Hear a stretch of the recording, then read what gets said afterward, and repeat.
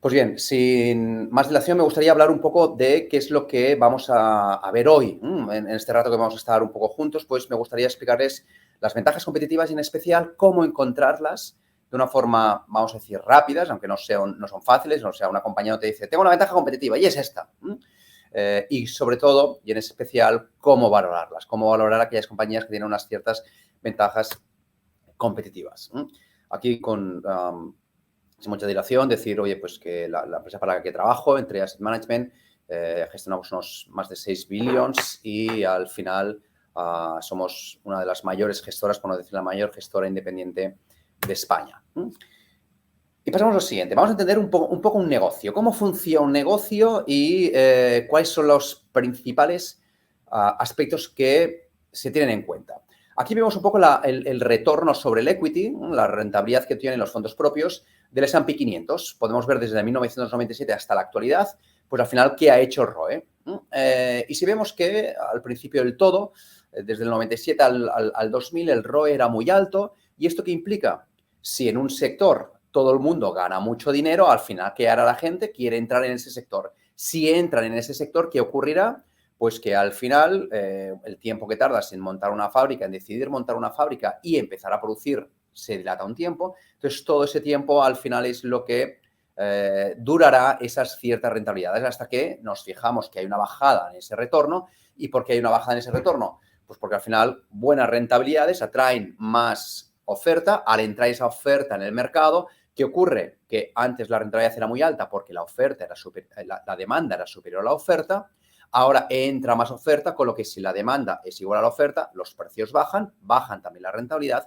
Pero ¿qué ocurre? Que normalmente cuando se gana mucho dinero se toman decisiones desde un punto de vista codicioso, provocando que al final la oferta sea superior a la demanda y como consecuencia, ¡pum!, los precios de los productos o servicios que uno vende bajan y provocando que los retornos también lo hagan. Así que si nos fijamos esa cierta ciclicidad donde el retorno promedio del S&P 500 se ha situado a nivel del 13%. En resumen, podríamos decir que por encima del 13% son rentabilidades que atraen más inversión. Al entrar esa inversión dentro del sector provoca retornos que disminuyan. Al disminuir no incitas a nadie a entrar capacidad, por lo que al final es cuestión de tiempo que esa demanda se adapte a la oferta. ¿Ejemplos de estos? Pues un ejemplo es el mundo del cobre. El mundo del cobre, al final, al gráfico de la izquierda, lo que podemos ver es en línea negra la evolución del precio del cobre y en rojo podemos ver la cantidad de dinero que ha entrado en inversión, la cantidad de dinero invertida en exploración, en prospección, en producción dentro del mercado de cobre, donde al final vemos, por ejemplo, en el año 98, que precios altos del cobre que incitan, pues que la gente diga, son precios altos, vamos a invertir en explorar nuevas minas. Precios, eso que provoca que al final esas minas entren en escena, más oferta, bajan precios, nadie invierte porque ya esos precios no es incentivado, no se incentiva a invertir, vuelve a subir, vuelve a entrar las inversiones. Desde el 94 al 2000, pues al final vemos una situación en la cual bajan los precios, pero se invierte mucho esperando esa promesa que se llamaba China y al final esa promesa pues al final tardó en llegar. ¿Qué provocó? Que desde el 2000 al 2004 prácticamente no se invirtiese nada en nuevas minas. Conclusión, el precio del cobre sube porque entra en escena demanda y al final, si nos fijamos, hay una cierta relación precio del cobre inversiones, donde al final, en la última parte del precio del cobre, vemos que el precio ha disminuido y las inversiones también lo han hecho. ¿Qué ocurrirá? Que es cuestión de tiempo que al final el precio vuelva otra vez a subir si no se invierte más. Pues si nos fijamos el gráfico de la derecha, ahí vemos un poco el futuro de ese gráfico. ¿Qué ocurrió qué ha ocurrido con el precio del cobre? Al no invertirse nada en inversión, la demanda continúa su camino, aunque sea cíclica, continúa su camino. Si nadie invierte, la oferta se estanca, la demanda sube. En consecuencia, la primera clase de economía que todos aprendimos, si la demanda es más alta o es más fuerte que la oferta, los precios suben. Igual en el petróleo, otro ejemplo en el petróleo. Al final, ¿qué ha ocurrido con las inversiones de las principales compañías petroleras del mundo? Desde el 2014 hasta el 2020, pues vemos que el CAPEX ha disminuido. Ahora parece ser que toma una senda alcista, pero ojo, esa senda alcista, si nos fijamos o quitamos ese rojo más intenso, es provocado porque invierten no en explorar y, por tanto, extraer crudo del suelo, sino que invierten en en energías renovables. Así que podríamos llegar a la conclusión que la inversión en crudo cada vez va disminuyendo. Si la demanda se mantiene, aunque sea por 10 años, aunque sea por 15 años, si se mantiene, no sería de extrañar que en algún momento el precio se disparase. Y aquí vemos un poco toda esa situación y por ese motivo los precios son cíclicos, por ese motivo las rentabilidades son cíclicas y por ese motivo cuando una empresa o un sector gana mucho dinero, al final todo el mundo se pelea para obtener ese dinero. Los retornos, como hemos visto antes, son cíclicos. Pero fíjense en el gráfico siguiente. Este gráfico es igual que antes, desde el 98 hasta la actualidad.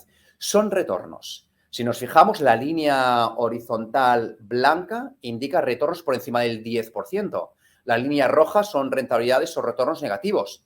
Donde nos fijamos aquí en una serie de compañías donde, oye, pues son poco cíclicas, ¿no? Los retornos son altos, las rentabilidades son elevadas. Incluso alguna de ellas, por ejemplo, la de color verde, vemos que esas rentabilidades no son estables, sino que encima son crecientes al cabo del tiempo. ¿Por qué ese tipo de compañías? ¿Qué ocurre con ese tipo de compañías? Pues bien, lo que ocurre es lo siguiente. Ese tipo de compañías mantiene retornos altos y mantiene retornos altos porque tiene alguna ventaja competitiva. Ahora lo veremos qué tipos de ventajas competitivas pueden tener, pero los mantienen altos porque tienen unas ventajas competitivas. Tienen su negocio bien defendido. Y si lo tienen bien defendido, aunque intenten nuevos actores entrar en ese mercado, al final no logran obtener pues parte de ese pastel porque las compañías que están dentro tienen esas ventajas competitivas. Pues bien, eso era el negocio. Estas rentabilidades son el negocio. ¿Ese negocio es realmente también una buena inversión? Pues esa pregunta la responde este gráfico de aquí. Este gráfico de aquí, al final lo que vemos es que el eje horizontal es la rentabilidad sobre el capital invertido. Es una rentabilidad que es prima hermana del ROA y podríamos decirlo incluso que el ROE, aunque no es exactamente el mismo, pero es una rentabilidad. Cuanto más rentabilidad haya, en un principio, mejor negocio y como consecuencia, pues esa compañía tendrá alguna ventaja competitiva. Y lo que vemos también es que en el eje vertical, al final lo que tenemos es la rentabilidad. Por encima del 10%, vemos rentabilidades que en promedio de los 10 últimos años ha sido una rentabilidad promedio por encima del 10%. Y lo que tenemos es la promedio de los 5 últimos años, porque no tenía un plazo mayor, pero tiene una rentabilidad de los 5 últimos años sobre reinversión sobre el capital. Así que, ¿qué estamos observando?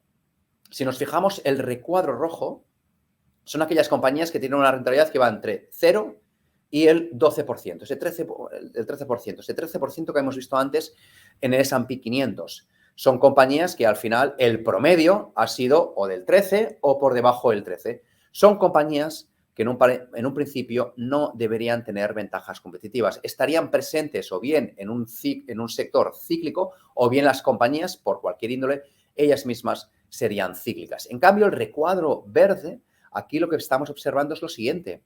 Son compañías cuya rentabilidad sobre el capital invertido es superior al 13%. ¿Y qué ocurre en la mayoría de las compañías? Efectivamente, que la rentabilidad promedio de los últimos años en bolsa es superior al 10%. Conclusión, cuanto mayor retorno sobre el capital invertido tenga una compañía, en un principio, mejor comportamiento en bolsa esta compañía tendrá. ¿Y por qué? Pues porque al final seguramente gozarán de unas ventajas competitivas. Aquí no me quiero extender mucho más porque hay libros fantásticos de Pat Dorsey y hay muchísima lectura y literatura dentro de las redes y dentro de Internet. Y al final las ventajas competitivas las podemos agrupar en prácticamente 5, ¿no? Aquellas compañías que tengan switching costs. Si alguien tiene un ordenador Apple, pues seguramente tendrá el paquete de ofimática de Office, porque el coste de cambio, de cambiar de Excel a otro Excel, pues cuesta y al final esa costumbre hace que el coste de cambio sea elevado. Por esa razón, aunque tengamos paquetes de ofimática gratuitos, al final pagamos lo que nos dice Microsoft. Al final hemos pagado una cuota anual por suscripción, a diferencia de lo que pagábamos por la licencia de por vida. Luego hay el networking effect. El networking effect, el caso clarísimo es las tarjetas de crédito. ¿Qué ocurre con las tarjetas de crédito? Pues yo al final tengo en el bolsillo tengo American Express y Visa. Cuando voy a las tiendas siempre saco la American Express porque, les voy a decir una cosa, me da más puntos de Iberia. Entonces, cuando voy allí, voy con la tarjeta y me dicen, no la acepto. Uy, ¿no la acepta? ¿Realmente no la acepta la tienda que me está diciendo que no la acepta? Yo creo que lo que ocurre es que la comisión es tan elevada que prefiere otra tarjeta que no sea American Express. En ese momento, ¿la tienda pierde la venta? No, porque yo que tengo en el bolsillo la otra tarjeta, sea Visa o sea American Mastercard, de tal forma que saco la Visa, que la comisión para el comerciante es mucho menor, de tal forma que el comerciante no pierde la venta y yo pago la transacción a través de una tarjeta de crédito. Ese es el networking effect. Otra networking effect, otro ejemplo clarísimo, es cómo nos chateamos nosotros con familiares, amigos y compañeros de trabajo, que es a través del WhatsApp. ¿Por qué solo hay el WhatsApp? Porque al final ese networking effect entra en escena, ¿no? Luego, otra ventaja competitiva es la escala, o bien porque sea una escala muy grande, bien el mercado se requiere de una inversión tan grande para poderlo abastecer, por ejemplo, la de la fabricación de los aviones. ¿Cuántos aviones o fabricantes de aviones conocen ustedes en el mundo? Prácticamente 2. Cuando hace unos años habían unos cuantos. ¿Qué ha ocurrido? Que las inversiones son tan grandes que para que sea rentable el mercado es oligopolístico por naturaleza. Si entra un tercer jugador, ha de tener un tamaño tan grande que debería vender tantos aviones que provocaría que el conjunto de los 3 jugadores tuviese pérdidas. Por esa razón que grandes inversiones provocan al mismo tiempo una cierta ventaja competitiva. O porque el mercado es muy pequeño. Eso siempre lo vemos pues con esa tienda que vamos a un pueblo cualquiera en mitad de la nada, donde hay solo un supermercado y ese supermercado entramos y honestamente barato no es. ¿Y por qué no es barato? Porque es el monopolio. No puede haber otro supermercado en la zona. No puede haber otro supermercado en ese pueblo, porque si hubiese otro supermercado en ese pueblo, la demanda es la misma, pero los costes son los dos, los multiplicamos por 2. 2 empleados, 2 alquileres, etc., haciendo que el conjunto de los beneficios disminuya. Luego, activos intangibles, como pueden ser, por ejemplo, una patente o una formulación o una relación con los clientes que es muy difícil de obtener. Y luego, por último, pues ser el productor más barato de algo. Y para ello, imagínense los árabes cuando producen petróleo, donde al final rascan un poco sobre la arena y obtienen petróleo. El coste es exageradamente barato, por lo que aunque el precio del petróleo sea muy bajo, ellos prácticamente siempre obtienen beneficios. Así que estas son las ventajas competitivas que si la compañía tiene alguna de estas, al final, ¿qué ocurre? Lo siguiente. O bien puede aplicar precios más elevados, o bien puede vender más cantidad que la competencia. A pesar de aplicar un precio igual, puede vender más que la competencia. Ese es el caso de Visa. O bien tiene unos costes que, aunque el precio y la cantidad que venda sea lo mismo, tiene unos costes mucho más bajos que lo que tiene la competencia. En resumen, las empresas que tienen ventajas competitivas mantienen un nivel de beneficios y, como consecuencia, un nivel de retornos estables y altos y perecederos en el tiempo. Y hemos visto ya que aquellas compañías que tienen buenos retornos, ¿qué comportamiento tienen en bolsa? Pues similar. Altas rentabilidades sobre el capital invertido o altas rentabilidades sobre los fondos propios o altas rentabilidades sobre el activo, que me genera buen retorno sobre buen retorno en los mercados financieros. Buena rentabilidad en bolsa. Y ahora bien, ¿cómo lo valoramos? ¿Sí? ¿Cómo lo valoramos? Pero hemos de diferenciar muy claro lo siguiente. Hemos de diferenciar que al final no todas las empresas son iguales, igual que no todos los animales son iguales. Y aquí les he puesto 2 animales que por sus características son 2 animales muy bien adaptados a su medio. Si nos fijamos al final, tenemos aquí a la izquierda los camellos, donde son unos animales que están muy bien adaptados a su medio. Son animales que están en el desierto, pueden estar días sin comer, no les pasa nada. Y a la derecha tenemos los pingüinos, que son animales extremadamente bien adaptados a su medio gélido. ¿Qué ocurre? Que si tomamos un pingüino y los llevamos al desierto, muere. Si tomamos un camello y lo pasamos al Ártico, muere.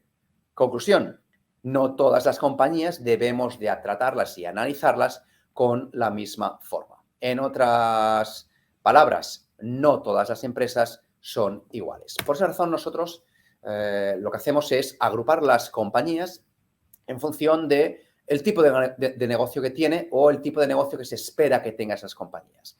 Por esa razón, nosotros agrupamos, pues, al final 6 tipos de negocio. Intentamos que todas las compañías se agrupen en una tipología de estos negocios, porque si se agrupa en una de estas características, después la forma de valorar y de analizar es distinta. Así que, primero de todo, tenemos las compañías Deep Growth. Son aquellas compañías donde el crecimiento se espera en el futuro. Hasta ahora no ha tenido nada de crecimiento, hasta ahora prácticamente todo ha sido inversiones. Las características de estas compañías es que suelen tener pérdidas y lo que se espera que tengan delante que es unos beneficios espectaculares. El caso paradigmático es Tesla, donde ha invertido mucho tiempo, mucho dinero, con pérdidas elevadas, y ahora se espera que con los modelos que ya tiene en el mercado, pues los beneficios crezcan y sigan ese patrón de curva S de compañías de crecimiento. Luego tenemos otro tipo de compañías que son los compounders o los quality growth, si les quieren decir, pero nosotros nos gusta más la palabra compounder, que son compañías donde los 10 últimos años el beneficio ha sido poco volátil y el beneficio ha crecido a un ritmo superior al PIB mundial. Son compañías capaces de crecer más de lo que le hace el mundo. Estas son las compañías compounders. Otro tipo de compañías que son primas hermanas de compounders, pero cuyo crecimiento es menor al PIB, va entre el 0 y el nivel del PIB mundial, son las compañías estables. Esas compañías también tienen la característica que la volatilidad de los 10 últimos años de los beneficios es más o menos baja, pero que tiene un crecimiento que va entre el 0 y el 3%. Y luego de ahí saltamos a las compañías cíclicas, donde aquí agrupamos 2 tipos de compañías cíclicas. Las compañías quality cyclicals o cíclicas de calidad, que son aquellas compañías donde, a pesar de estar en un sector cíclico, si vemos todo el ciclo económico y lo vemos pasar, obtienen más beneficio cuando finaliza el ciclo que lo que tenían al principio del todo el ciclo, sin acometer más inversiones. Con lo que son compañías que, después de todo el temporal, que es el ciclo económico, al final han logrado obtener unos beneficios superiores. Y luego tenemos las compañías deep cíclicas, aquellas son las compañías cuyo beneficio es cíclico, pero que ese beneficio no crece después de haber pasado todo el ciclo económico. Aquí sería, por ejemplo, pues cualquier compañía que está presente en materias primas. Y después ya saltamos a un tipo de compañías que suelen ser compañías compounders o compañías estables que por cualquier razón, por un estornudo, por un COVID, pues al final, ¿qué hacen los beneficios? ¡Pumba! Se truncan, bajan, pero que se esperaría que esos beneficios recobrasen la senda alcista luego en el futuro, que es una situación especial, que hay que entenderla y hay que ver hacia dónde va. ¿Ejemplos de esto? Pues el primero, el Deep Growth. Al final aquí tenemos Tesla, donde en blanco lo que tenemos aquí es la evolución de la cotización en bolsa. Vemos que al final Tesla, pues esta subida pues es lo que ha ocurrido hoy día en los mercados. En cambio, los beneficios que ha ido ocurriendo han ido negativos y justamente este año, ¡pumba! Ya pasará, nos espera que pasen a estar positivos, donde esos beneficios se espera que crezcan al mismo ritmo, al mismo nivel que lo ha hecho la cotización. Luego, otro ejemplo de compounder del libro es ASML. ASML lo que hace es hace las máquinas para poder hacer los chips por debajo de 12 nanómetros. Es decir, los chips de última tecnología solo hoy día los puede hacer una empresa y una máquina, que es ASML. Así que imagínense qué ha provocado todo el Internet de las cosas, qué está provocando esa ley de Moore y qué está provocando la disminución de los nodos hasta llegar a nodos que se están hoy día situándose en 3 nanómetros, pues en esas máquinas, beneficios, que es la línea amarilla, crecientes y más o menos bastante estables, y la cotización, pues que sigue un ritmo muy parecido a lo que hacen los beneficios. Givaudan, un ejemplo de estabilidad. Givaudan es una compañía que lo que hace es los aromas, las fragancias y los sabores de las cosas, de los jabones, de los champús, de los perfumes. Es decir, podríamos decir que es la que tiene las fórmulas de la Coca-Cola, que tiene la fórmula de los perfumes. Así que son compañías muy estables donde si yo soy una empresa que he contratado con ellos un perfume, pues al final voy a estar con ellos toda la vida de ese producto. En fin, son compañías bastante estables. Cíclicas. Pues aquí, por ejemplo, tenemos una cíclica de calidad que, por ejemplo, es Valeo. Valeo lo que hace es una autopart que lo que tiene es, para entendernos, varias cosas, pero todos aquellos gadgets que hoy día tienen los coches, pues como, por ejemplo, no te pases de carril, el stop and go, limpia parabrisas donde el agua no va con chorros, sino que va dentro del parabrisas.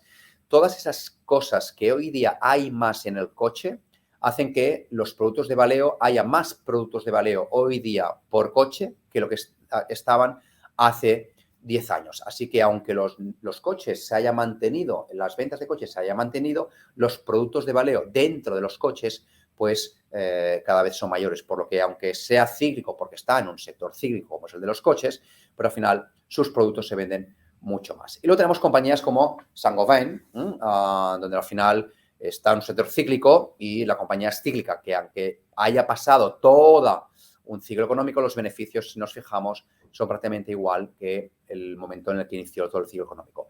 Y Airbus es la situación especial que ha provocado hoy día el COVID, pues al final los aviones se mantengan en tierra y lo que te haya provocado es, pumba, una bajada de los beneficios, pero que esto cuando se vuelva otra vez a la normalidad, al final subirán. ¿Por qué? Porque los aviones de hoy día de Airbus pasa muy parecido a los coches. Nada tiene que ver con los coches de hace 20 o 30 años, que son los que están, algunos de ellos están volando en el espacio. Por lo que sus aviones son más eficientes por consumo y son de mayor tamaño, por lo que al ser de mayor tamaño aumenta los ingresos de sus clientes, de las compañías aerolíneas, y al ser más eficientes disminuyen los costes de sus aerolíneas. De tal forma que un avión nuevo, el beneficio que se saca de él es muy superior de lo que hacía un avión de hace 15, 20 años, teniendo entonces un incentivo a otra vez obtener esos aviones. Pues bien, ¿esto qué me permite? Esto me permite lo siguiente. Esto lo que me permite es que al final me permita diferenciar compañías con ventajas competitivas y me permita diferenciar compañías y modelos de negocio buenos. Arriba tenemos Kuehne+Nagel y DSV, que son transitarios, que son los que se ponen en contacto una empresa que quiere mandar su producto a la otra parte del mundo, en barco, en avión, etcétera, etcétera, habla con los transitarios y los transitarios le dicen dónde poner el producto, cuándo ponerlo y qué papeleo necesita. Son compañías con unas ventajas competitivas espectaculares. Pues fíjense el amarillo. A la izquierda tenemos la líder en el mercado, o la que era el líder en el mercado, que era Kuehne+Nagel, la de mayor tamaño.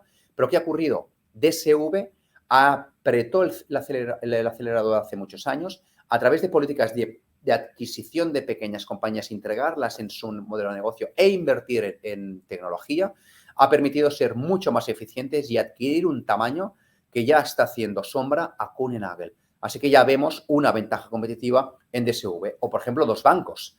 Banco Santander, donde sí, ese es el beneficio de los 10 últimos años, donde el beneficio de los 10 últimos años por acción ha bajado un 70%. Aunque el beneficio se mantenga en 8.000 millones, el beneficio por acción ha disminuido un 70%, porque al final se ha multiplicado el número de acciones. En cambio, a la derecha tenemos DNB. DNB es un banco noruego donde, a pesar de estar cíclico, porque un banco, recordemos que es un sector cíclico, los beneficios van subiendo, por lo que esa compañía se consideraría un quality cyclical versus un deep cyclical que se podría considerar Santander. Pues bien, esa clasificación que me permite clasificar muy bien las compañías y me permite determinar cómo valorarlas en el fondo. Así que el fondo, ¿cómo estamos estructurados? Prácticamente la gran mayoría en compañías compounders y stables, y prácticamente como un 30% en cíclicos, donde hay mucho sesgo ¿a qué? A compañías quality cíclicas, aquellas compañías donde a medida que va pasando el tiempo, los beneficios que van haciendo creciendo. Pues bien, hasta ahora hemos visto esas ventajas competitivas, hasta ahora hemos visto cómo encontrarlas. Ahora vayamos a valorarlas. Así que empezamos por el análisis. Y el análisis es analizar el tiempo. Pero igual que un meteorólogo puede analizar el tiempo de cómo pasará el tiempo, cómo será ese tiempo en este fin de semana o esta semana, por tanto está mirando el tiempo a corto plazo, y hay otros meteorólogos que lo que te hacen es analizar el cambio climático, hacia dónde vamos, si vamos a un prado verde o a un desértico espectacular. Pues bien, el análisis debemos centrarlo en esto último. ¿Dónde va mi empresa? ¿A un prado verde o a un desierto espectacular? Normalmente los inputs que recibimos del sell side, los inputs que recibimos a diario, hacen referencia a ese hombre del tiempo, que lo único que mira es, oye, este fin de semana, ¿cómo será el tiempo? No sabe si esa temperatura provocará que nos vayamos a un desierto o nos provoca que nos vayamos a un campo o a un prado verde. Y ese es el análisis que debemos de hacer. ¿Pautas para ello? Bien fácil. A nosotros nos gusta determinar dos tipos de análisis. Es el análisis 2D, que es analizamos una empresa. Por ejemplo, Kuehne Nagel tiene unas ventajas competitivas, nos gustan, analizamos. Hacemos la visión 2D, analizamos todas las compañías del sector y nos damos cuenta que DSV tiene un modelo de negocio que nos gusta muchísimo. Dices, oye, cuidado, que esto no está nada mal, ¿no? Luego, ¿qué es lo que hacemos? Vemos otra compañía, Claskin, que es una compañía que también está dentro del sector que nos gusta muchísimo. Y luego, ¿qué es lo que hacemos? Un análisis 3D, que es muy bien. Estos transitarios, ¿cómo interactúan sobre otros sectores? ¿Qué está implicando sobre otros sectores? Es como una molécula que lo que me permite es ver las interacciones que hay entre sectores y ver qué sector está creciendo, qué sectores mantienen márgenes elevados y como consecuencia dentro de todo ese ecosistema, qué compañía está mejor posicionada y qué compañía goza de ventajas competitivas. Y esto al final y en última instancia lo que me permite es crear la cartera. Ejemplo, pues por ejemplo los coches. Partimos de los coches y vemos que los coches, pues hay una tendencia muy alta en coches eléctricos o electrificados, donde hoy día ya representan el 30% de los coches vendidos en Europa son electrificados. No significa que sean eléctricos, sino que pueden ser híbridos o eléctricos. Y luego tiramos para atrás y decimos, uy, detrás de un coche eléctrico la necesidad de chips es mayor. Luego las autoparts, como por ejemplo Valeo, el número de chips también es menor. Luego la industria también requiere de muchos chips. La generación eléctrica también requiere de muchos chips. Pues tiramos para atrás los chips. Vemos que hay una fundición, vemos que hay unos equipos de semiconductores y por esa razón, al final, analizando todo esto, vemos que hay unas compañías que se posicionan muy bien en la parte de fabricación de los chips, como por ejemplo puede ser Soitec, que lo que te hace es los cortes para poder hacer las obleas, los wafers, ASML, que te dibuja el mapa dentro de esa oblea, de ese wafer, o ASMI, que te hace dentro de ese mapa los edificios a escala atómica. Luego también vemos que esa generación eléctrica requiere de unos chips porque la generación eléctrica hoy día se hace arriba de toda una montaña. Pues para poder acceder a esa electricidad y llevarla a los cables de alta tensión se necesitan cables. Y dentro de esos cables detrás, ¿qué hay? Cobre. Pues al final, ¿entendéis por qué tenemos posiciones en cobre con Atalaya? Tenemos inversión en cables con Prysmian, tenemos inversión en chips con STMicro, Soitec, etcétera, etcétera. Tenemos posición también en compañías de autoparts, porque todo esto nos permite determinar y clasificar muy bien todas las compañías. ¿Y cómo se valora? Aquí no voy a descubrir nada. Si me permitan un poco la deconstrucción, al final, si cogemos el PER, que es igual al precio dividido entre el beneficio, y extrapolamos el precio, pues al final lo podemos traducir como un valor. Y donde el valor de una empresa es un PER, donde si Apple a todo le pone una I delante, pues permítanme y ponerle también una I delante, ¿no? Entonces vamos a llamar IPER. Y no es hiper como iPhone, sino es hiper porque es el PER implícito, lo que nosotros llamamos el implied PER. ¿Qué PER esta compañía en condiciones normales debería estar cotizando? Eso es el PER implícito. Y luego lo que vemos es el beneficio. Esta compañía en condiciones normales, ¿qué beneficio debería estar obteniendo? O dicho de otra forma, esta compañía dentro de 5 años, ¿qué beneficio debe estar obteniendo? Y todo esto, entonces, lo comparamos y nos da un valor de una compañía, donde ese valor comparado con el precio nos da una ganancia que esa o bien viene por incrementos del PER o bien viene por incrementos del beneficio. Por lo que aunque una compañía hoy día el PER sea superior que el PER implícito y por tanto tengamos una pérdida que es provocada por el PER, el crecimiento de beneficio puede ser tan grande donde compense esa posible bajada del PER. Ejemplos de ellos, pues las compañías cíclicas. ¿Qué tenemos las compañías cíclicas? Al final las compañías cíclicas lo que tenemos es un beneficio normalizado, donde ese beneficio normalizado, aunque suba y baje esa compañía, es en condiciones normales qué beneficio debería obtener. Y un ejemplo de esto es Atalaya Mining. Atalaya Mining es una compañía que produce cobre, donde al final, aunque el precio del cobre hoy día sea muy elevado, pues al final lo que vemos es que el cobre, si está muy alto, todo el mundo gana mucho dinero. Si todo el mundo gana mucho dinero, tarde o temprano atrae a nuevas inversiones. Estas nuevas inversiones invierten en una nueva montaña y esa montaña tarda unos años en ser explotada. Pero durante ese tiempo que provoca, ¿sí? Pues durante ese tiempo lo que provoca es que el precio esté alto. Pero cuando entre esta nueva capacidad, los precios bajarán y desde nuestro punto de vista el cobre debería situarse a niveles de $3,75, entre 3 y 75, $4 la libra. Hoy día está 4,3, 4,5. Pues bien, con ese beneficio al final tenemos unos beneficios normalizados, que es en condiciones normales cuánto debía estar ganando esta compañía. Lo multiplicamos por un PER normalizado y al final nos fijamos que aunque hoy día el PER de Atalaya sea un PER de 11, para nosotros el PER normalizado de esta compañía debe ser un PER de 7. Así que aplicando un PER de 7 al beneficio normalizado nos da una valoración que esa es un 50% por encima de lo que está cotizando hoy día. Pues bien, eso es cómo se valoran las compañías cíclicas. Pero ahora me gustaría lanzarles una pregunta. ¿Qué es mejor? ¿Una compañía con un PER 32 o una compañía con un PER 11? Hoy día tiene una compañía con un PER 32 y una compañía con un PER 11. ¿Cuál de las dos elegirían? Obviamente, sin saber mucha más información, al final uno diría, hombre, un PER 11 no, porque el PER al final es cuánto pagas por metro cuadrado de beneficio. Por lo que yo prefiero pagar poco por el metro cuadrado de beneficio que mucho por el metro cuadrado de beneficio. Pues bien, permitirme poner estas dos compañías. Una era ASML hace 10 años y la otra era Total hace 10 años. ¿Qué hubiera ocurrido con esas rentabilidades?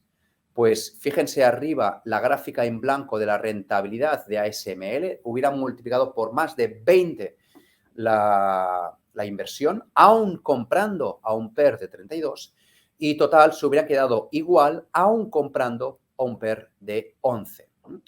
¿Por qué razón? Porque al final Total no ha incrementado el beneficio y en cambio ASML sí. ASML, si nos fijamos a la izquierda, ese PER de 32, a medida que iba incrementándose el beneficio, se ha traducido en un PER de 3.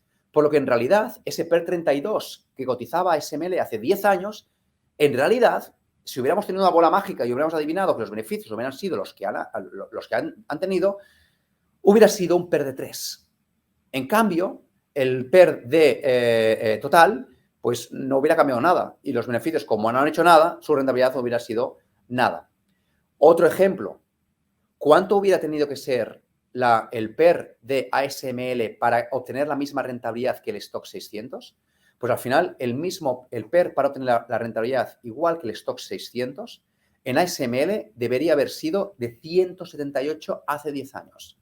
Con lo que aunque hubiésemos comprado a 178 veces beneficios ASML, hoy día tendría una rentabilidad igual al Stock 600.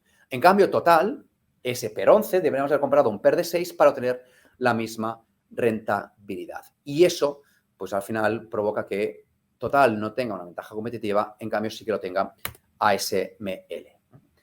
Con lo que muchas veces esas compañías compounders nos centramos en los 2 primeros años, que son lo que miran los analistas, es lo que mira el sell side, donde si nos fijamos la reinversión, pues los beneficios no cambian mucho, de 1,1 a 1,4 ya.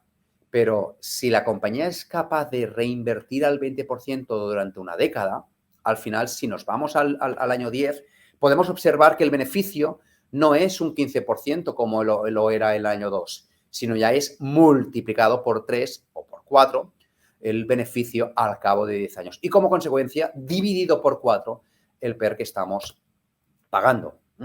Así que aquí me gustaría hacer alusión a uno de los gurús, que es Warren Buffett, donde decía que por sí sola esta cifra de beneficio no te está diciendo absolutamente nada.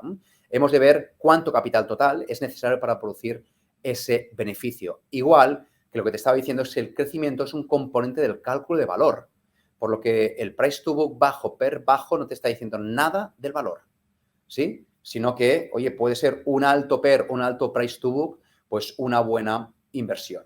Son inconsistentes con la compra en valor.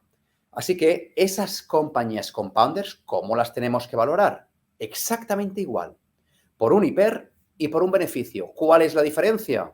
Que el beneficio, al no ser cíclico, no es el beneficio promedio, sino que es el beneficio teniendo en cuenta que la capacidad de reinversión de la compañía. Así que todos los focos, ¿dónde se centra? En determinar cuál es la capacidad de reinversión de esa compañía.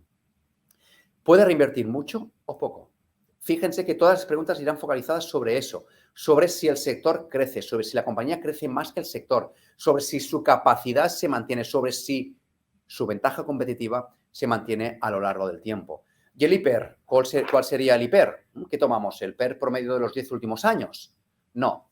El IPER, al final, sin entrar mucho, aquí tienen ustedes la fórmula, al final lo que hay detrás es Gordon y Shapiro, donde Gordon y Shapiro lo que te decía es a que los dividendos partido entre tu tasa de rentabilidad esperada a la inversión, donde los dividendos no es el dividendo real que te paga la compañía, sino la capacidad de dividendos que esa compañía te pueda pagar. Y eso en realidad es 1 menos el payout, donde 1 menos el payout es G partiente ROE, donde fíjense que a mayor ROE, mayor PER va a tener la compañía. Otra vez, muy parecido al gráfico que hemos visto antes, donde mayor retorno, mayor rentabilidad esperada en bolsa y como consecuencia más dispuesto a pagar ese beneficio, porque ese beneficio de 1 se va a traducir en 6 y, en cambio, en una compañía que no tiene esas ventajas competitivas, ese 1 se va a traducir pues, en 1,5 al cabo de 10 años. Ejemplos. ASML. ASML es una compañía donde al final lo que hace es toma el buffer que ha hecho ASML, por ejemplo, y ASML lo que te hace es el mapa de los chips y ASMI lo que te hace es, te hace los edificios a escala atómica. Todos esos mapas que ha hecho ASML, lo que te hace es poner una pequeña capa a escala atómica, por tanto te pone átomo a átomo en esas compañías. Es una compañía que hoy día, con los beneficios de hoy, cotiza un PER de 34, pero nosotros pensamos con la capacidad de reinversión que tiene esa compañía debe estar cotizando PER de 20. Con lo que uno puede pensar, es una compañía que ha de cotizar un 40% más abajo. No, porque si uno analiza la cúspide de chips por debajo de 12 nanómetros, que es prácticamente el mercado de ASMI, al final, gracias a la ley de Moore, donde un cliente solo puede pagar 1 euro por chip, cada 2 años ese chip que vale 1 euro cada vez es más pequeño, con lo que el negocio de ASMI cada vez es mayor. Además, gracias al 3D en memoria, hay más capa y, por tanto, más necesidad de posición a escala atómica y, por tanto, más necesidad de esos productos. Conclusión, aunque el PER sea un 40% por encima, la capacidad de reinversión, la capacidad de incremento de beneficios es del 120%, provocando que el beneficio pues, sea prácticamente del 50% en esta compañía, a pesar de estar cotizando a un PER 34. A la izquierda ven la evolución de los beneficios. Otro ejemplo, AAK. Es una compañía que lo que nos hace es, si lo pueden observar, la gráfica de la izquierda, la evolución de los beneficios en amarillo es creciente. AAK lo que nos hace es, pues, los ingredientes y las grasas, pues, para freír. Pero también hace ingredientes, ¿para qué? Pues para todas aquellas hamburguesas bio. Pues al final una hamburguesa bio, si quieres que sepas igual que una hamburguesa de ternera, pues la cantidad de ingredientes es muy superior que la que tiene de una hamburguesa de ternera. O el chocolate. Si ustedes están comiendo esta última semana algo de chocolate, seguramente parte del ingrediente vendrá de A a K. O Claskin, un transitario donde se parece mucho su política a DSV, me recuerda mucho a las inversiones primeras que hicimos en DSV hace más de una década, y al final Claskin lo ha tenido claro y sabe que DSV es un benchmark al que crecer, por lo que aunque el PER sea hoy día un PER de 25, el incremento de los beneficios será tan grande que situará y provocará que tengas unos beneficios del 50%. Pero ojo, todo no es tan fácil. ¿Aquí qué riesgo tenemos? El riesgo de sobrepagar. Fíjense en Coca-Cola. En Coca-Cola, desde 1999 hasta el 2011, los beneficios de Coca-Cola, que es la línea amarilla, subieron un 160%. Pero, ¿cuánto estaba el PER de Coca-Cola al año 99? El PER de Coca-Cola al año 99 era un PER de 50. Con lo que, oye, no está nada mal. En este caso, hubiéramos tenido que el PER del primer año hubiera sido 50, pero deberíamos haber analizado la reinversión que tenía Coca-Cola y al final dices, oye, pues está muy bien, pero aunque los beneficios te suban mucho, el PER es demasiado alto y como consecuencia la pérdida de PER era la misma que la ganancia en beneficios, haciendo que mi inversión, que es la línea amarilla, ¿cuál hubiera sido? Rentabilidad cero. El PER te baja de 50, te baja a 25 o te baja realmente a 20 y el beneficio te sube 160. Así que aquí tengo un riesgo, que es el riesgo de sobrepagar. Pero luego tengo otro riesgo. Fíjese esta empresa. Esta empresa no quiero poner el nombre, pero esta compañía, a la izquierda tenemos la evolución de los beneficios en amarillo y la evolución de la cotización en blanco. La evolución del beneficio es espectacular, un 500% en esos años. Y el PER, el año 2013, era un PER de 9. Pero, en cambio, analizando la capacidad de reinversión, que es el ROE, que es la línea azul, al final aquí vemos, oye, que los ROEs son crecientes y prácticamente esta compañía no paga dividendos. No paga dividendos, tiene unos buenos retornos, así que uno piensa, alto ROE, ventajas competitivas, esta compañía el PER ha de ser elevado. Así que haciendo el cálculo, hoy día cotizaba a un PER de 9, el año 2012 cotizaba a un PER de 9, pero nosotros determinamos que debería estar cotizando a un PER de 22. El beneficio con esa capacidad de reinversión del 30%, si estábamos en lo correcto, el beneficio tenía que haber pasado de 1 a 3,71%. Conclusión, la rentabilidad, fíjense, debería haber sido del 844%. ¿Quieren saber el nombre de esta compañía?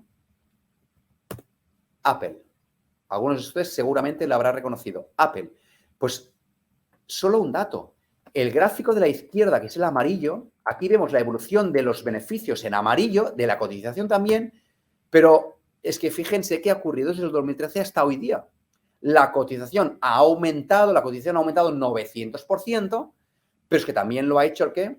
Los beneficios. No han crecido al 30%, han crecido a ese nivel del 13%. Ha tenido unos crecimientos más o menos elevados. Así que, por último, con todo esto, el Stock 600, ¿piensan que ustedes que el Stock 600 tiene o no tiene una ventaja competitiva?